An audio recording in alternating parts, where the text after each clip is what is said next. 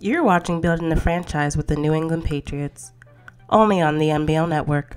Welcome back to Building the Franchise, and on this special edition of the series here on the MBL Network, we're going to go through and recap a little bit of everything that was done on the series here in Madden 17 and kind of give you a sneak peek into what's coming for Madden 18.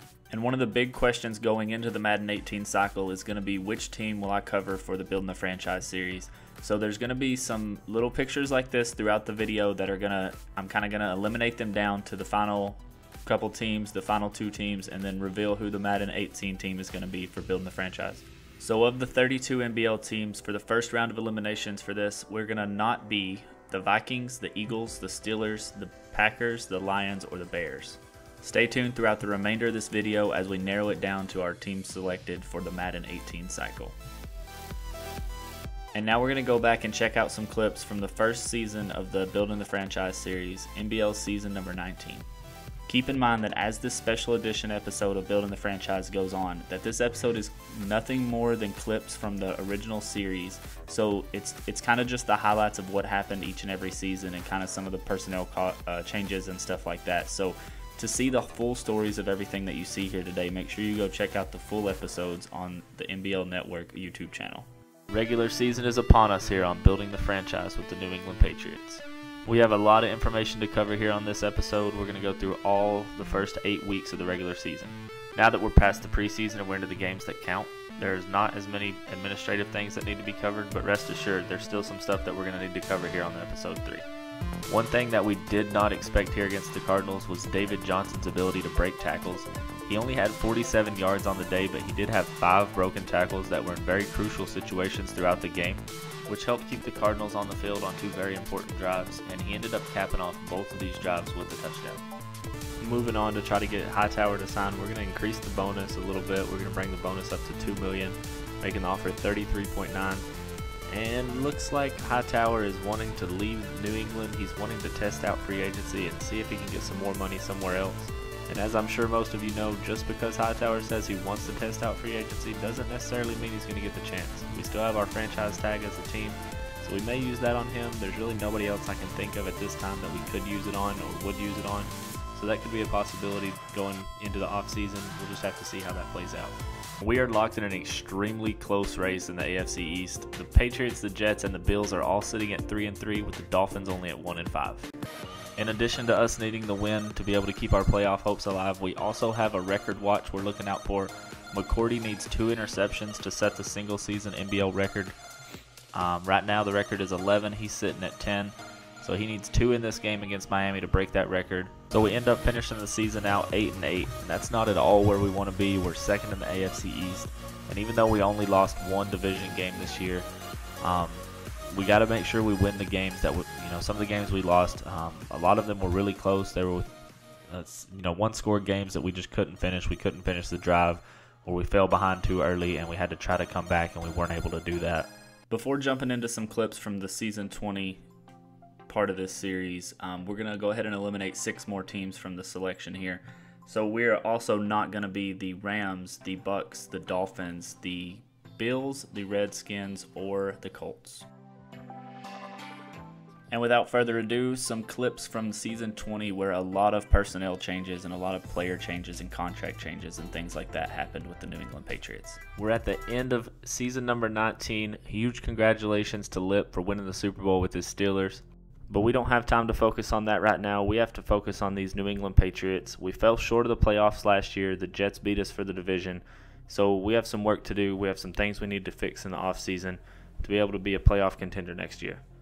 The biggest news for the New England Patriots heading into this offseason was the 5th all-time passing leader with 61,000 yards and the 4th all-time passing touchdowns leader with 450 touchdowns. Tom Brady retired immediately following Week 17. The losses for the Patriots did not stop there, though. Superstar linebacker Dante Hightower decided he did not want to accept a contract from the Patriots and decided to test free agency. With the key losses at the beginning of the offseason, coupled with the team getting older in certain positions, we're really not looking to build our team through free agency at all. We're definitely going to go towards the draft, get a young quarterback, a young middle linebacker, and build them to be the players we want them to be for New England. We're looking for the next Tom Brady, but not in the 6th round. We're going to find somebody a lot sooner than that. And as far as middle linebacker, we're not going to get Hightower, right off the bat, but it's going to be a guy that we can build into a monster.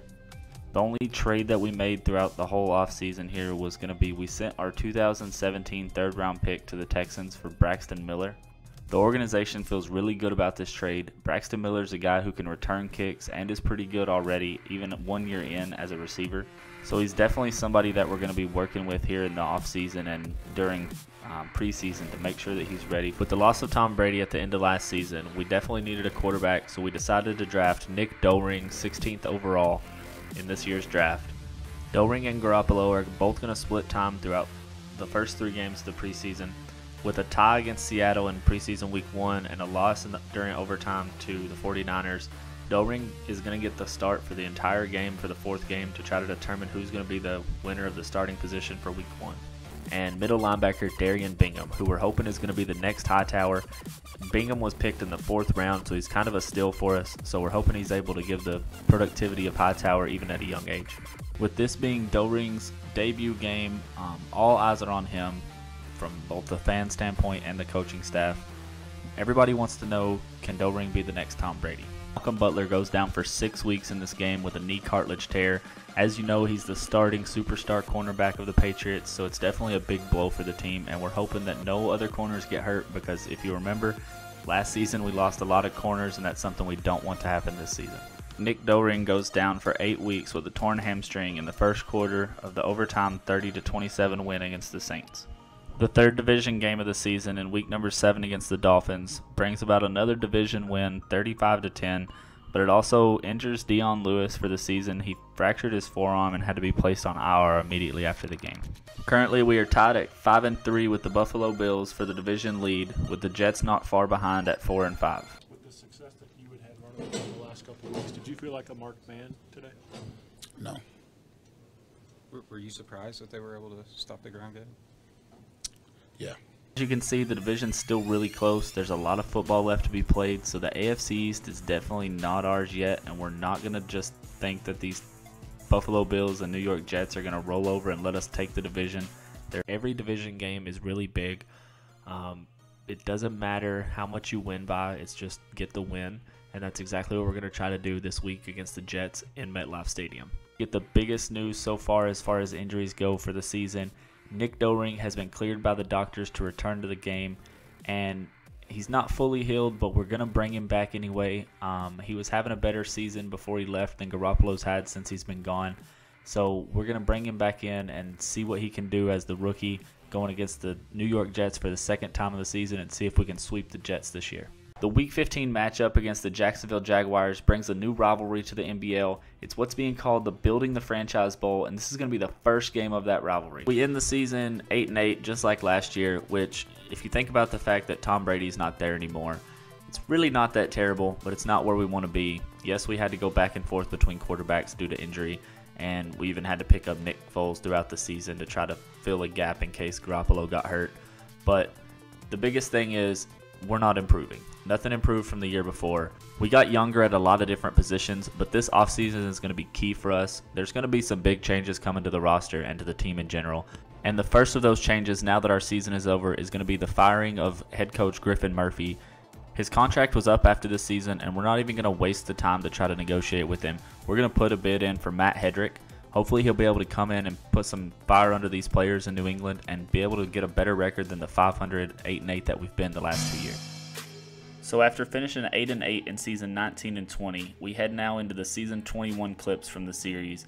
But before we do that, we're going to look at the next 6 teams that were eliminated from the team selection picks for the Madden 18 Building the Franchise. And those teams are the Cardinals, Falcons, Broncos, Cowboys, Saints, and Chargers. Season 20 is officially in the books, and congratulations once again to Lip and his Pittsburgh Steelers for back-to-back Super Bowl trophies. Matt Hedrick is now the head coach of the New England Patriots. He comes in with a zone run offensive scheme, something that we're wanting to implement in the following year, and a attacking 3-4 defense, something that we already have some moves in place to take care of and make our team a better 3-4 team than last year. Neither one of those guys were really as productive as we wanted them to be. Dion Lewis couldn't stay healthy, and Amendola was just overshadowed once we brought in Braxton Miller. He wasn't looked at as much. He wasn't as quick in and out of the cuts, so we're going to let him go as well. We did release left outside linebacker Shea McClellan, middle linebacker Perry Riley Jr., strong safety Patrick Chung, and wide receiver Chris Hogan. All of these guys they still had some time left on their contract, but we decided to move past them. We have some other options that we're looking at in both in free agency and in the draft, so we're going to move past their big contracts for their small production that they've given us so far in New England. We have a trade with the Washington Redskins. We're sending this year's second-round pick and next year's third-round pick for the 23-year-old middle linebacker Cravens. He's going to work excellent alongside of Bingham. And everything we've seen on film, he's just the kind of middle linebacker that we want. He's still young, just like Bingham, so he gives us some more depth at the middle linebacker position. It's definitely something that we need. Check out the newest addition to the New England Patriots offense.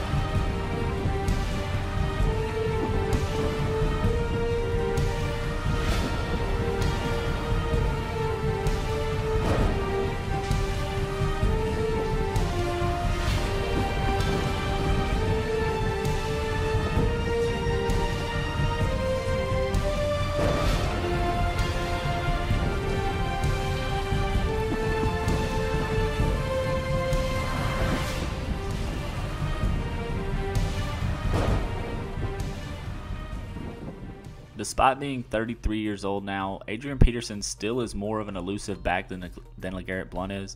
It's something that we've been wanting to have for a while, a speed back and a power back, kind of a thunder and lightning approach. It's time to move on to the MBL draft.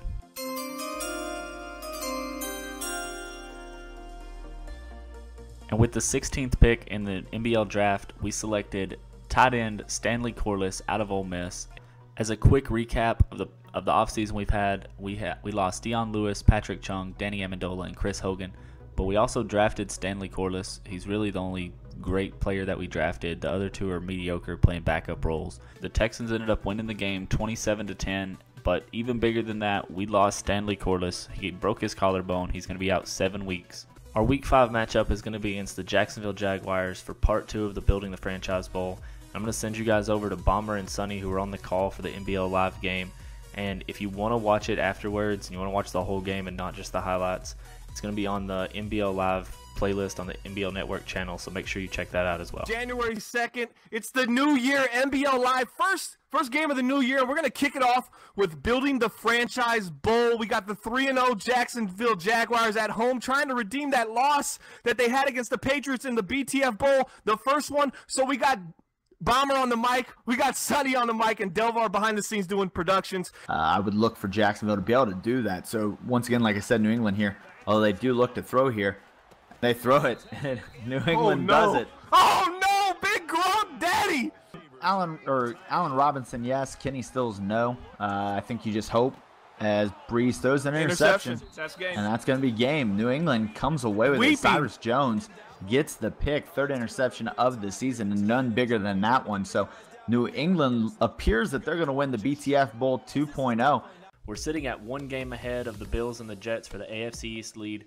And we've had a pretty good start to the season so far. Just before this game started, we came to an agreement with the Chicago Bears to send our 4th round pick to them in exchange for the defensive end, Jonathan Bullard. We were having trouble getting any kind of pressure on opposing offenses opposite of Jabal Sheard, so we decided to bring in Bullard, who seems to have the ability to get some pressure on the quarterback as well as stop the run. So we do finish the season with a 6-10 record, which is 2 losses worse than the last 2 seasons in a row where we ended 8-8. And as you remember, this is head coach Hedrick's first season as the Patriots coach, and he comes in immediately following the Week 17 loss against the Jets and announces that the quarterback, Coach Johnson, has been fired, and the replacement starting for next season is going to be none other than Patriots ex-quarterback Tom Brady. And as I mentioned before, he is going to be the quarterback coach, but he's also going to double as an assistant offensive coordinator.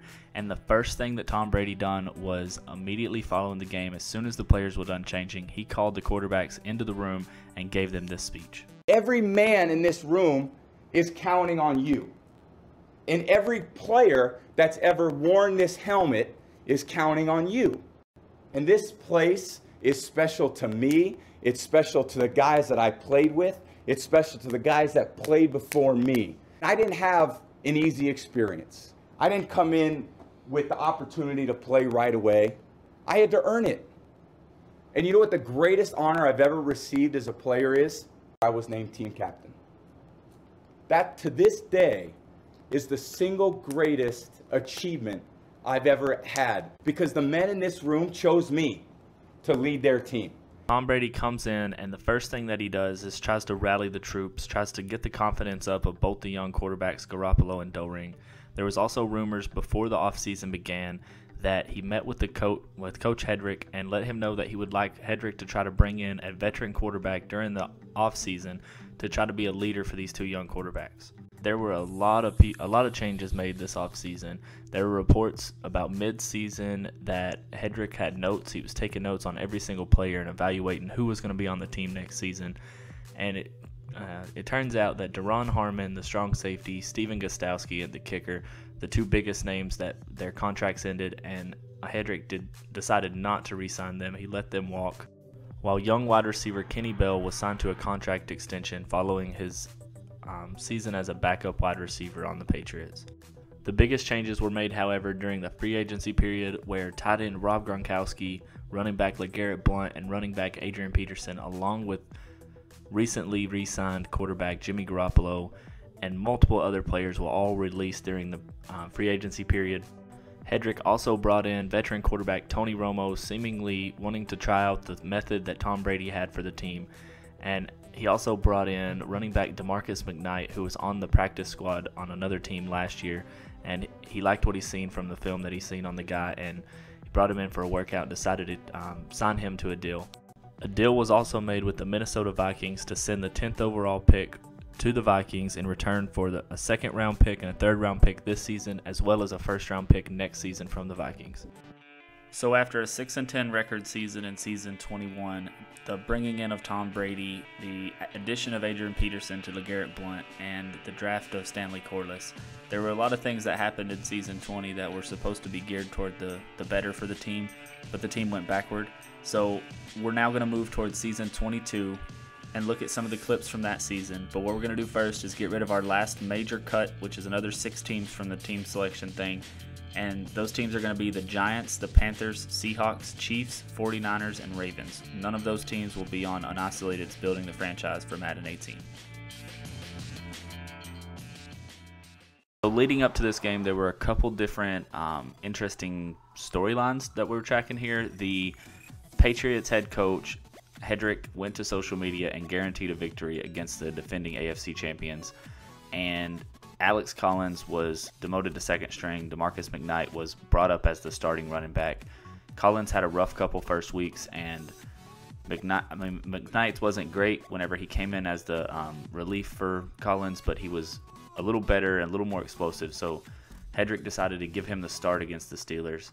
The second of those statements by Hedrick it seemed to have paid off. McKnight had a big game compared to what Collins had been producing for the Patriots, but the first statement that he made, guaranteeing a victory against the defending AFC champions for the last 3 years, really not a smart decision, and the Steelers do end up winning the game 34-22, bringing us to 0-3 so far on the season as we head into our Week 4 bye week. Prior to the Week 6 matchup against the Buffalo Bills, Tom Brady came in and he had a meeting. He hosted a meeting with not only the quarterbacks, but the wide receivers, the offensive line, and the running backs as well. The entire offense, including the backups, everybody was brought in. And he let them know just how important division games are for the Patriots as an organization. Him being a Patriots quarterback for so many years, he knew the importance of how big the games are, how important they were for the whole scope of the season, for the team's morale and everything else. And he brought everyone into the team meeting, and from what the players were saying after the meeting, it wasn't pretty. He let them know, but he let them know extremely bluntly the importance of division games. And one of the biggest things that came from the meeting was that Tom Brady told the team, you don't want to lose to division opponents because we don't lose to division opponents. In the last 10, 15 years, the Patriots have dominated against division opponents. Even when they haven't won the division, they've dominated within the division.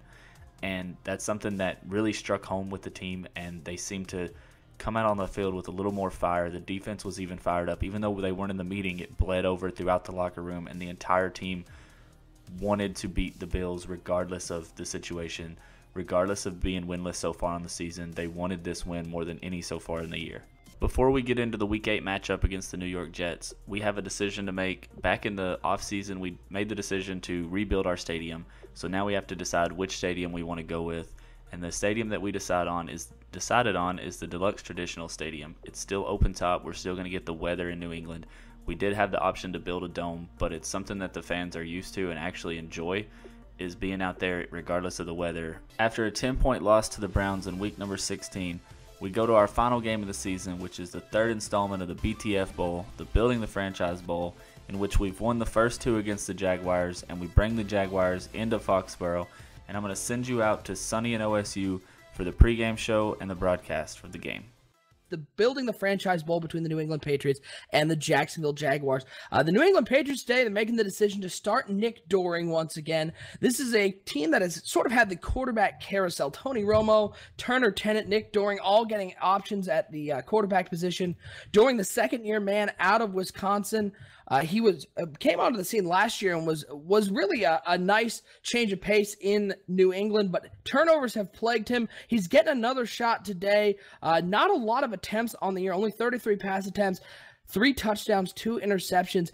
In your opinion, Sonny, is Nick Doring the guy that can lead New England to a win today in the BTF Bowl?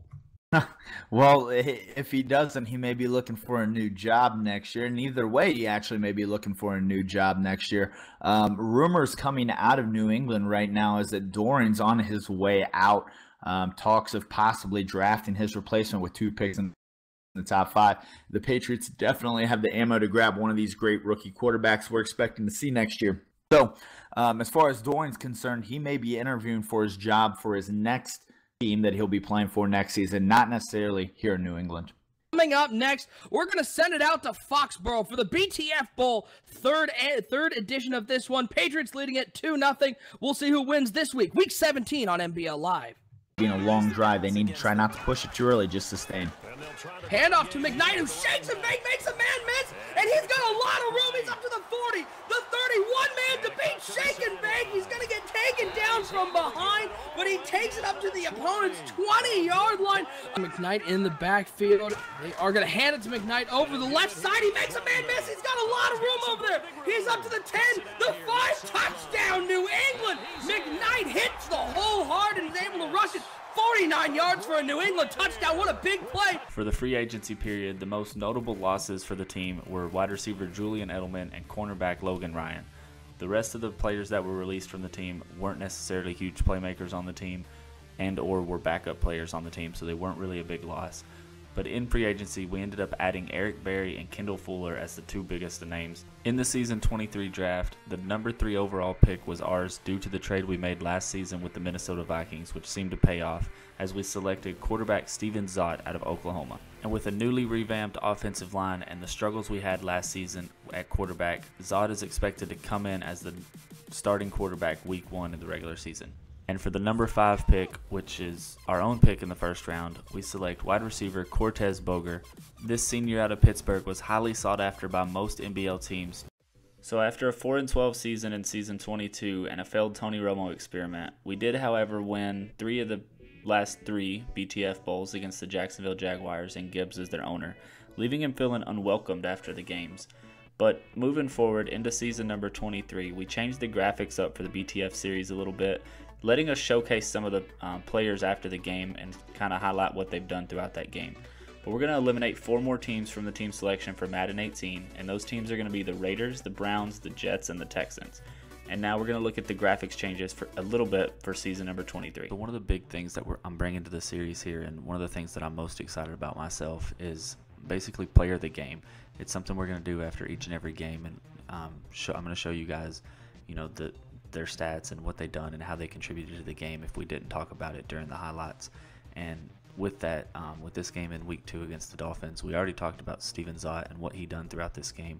But one thing that I didn't touch on for you is Eric Berry. He came in this game. He was a free agent pickup in last offseason, and he came in against these Dolphins, and he really had their number. He had 2 interceptions, one off of a short route, and one that was a little deeper down the field off of a bobbled pass. And he also forced a fumble at about the 50-yard line that really turned the tide on the game and helped us secure the 26-20 victory against the Dolphins. For our Week 3 matchup, we bring in the 1-1 division rival Buffalo Bills, who are coming off of a slaughtering they took from the Dolphins in Week 1, a 41-17 loss, and a 38-14 win against the Broncos in Week 2. This team's gonna, be looking to continue their win streak, especially against us. So as you can see, the Building the Franchise series has grown both content-wise and graphics-wise throughout the cycle of Madden 17, and is only looking up for Madden 18. There's also another owner coming in from the MBL, none other than the commissioner himself, Bomber, who's going to do a Building the Franchise series with the Detroit Lions. But we're going to go ahead and eliminate these last couple teams on this team selection, and I'll let you guys know who we're taking for the Madden 18 cycle. So we are not going to be the Titans. We are also not going to be the Bengals. So that leaves 2 teams, the Jacksonville Jaguars and the New England Patriots. So most of the MBL members, if not all of them, should know already that the New England Patriots are my favorite team. They're a team that I love playing with in Madden, but moving forward for Madden 18, I'm going to take on the Jacksonville Jaguars and go down to Florida to continue the Building the Franchise series with a brand new team. Make sure you stay tuned for the Building the Franchise series only on the MBL Network.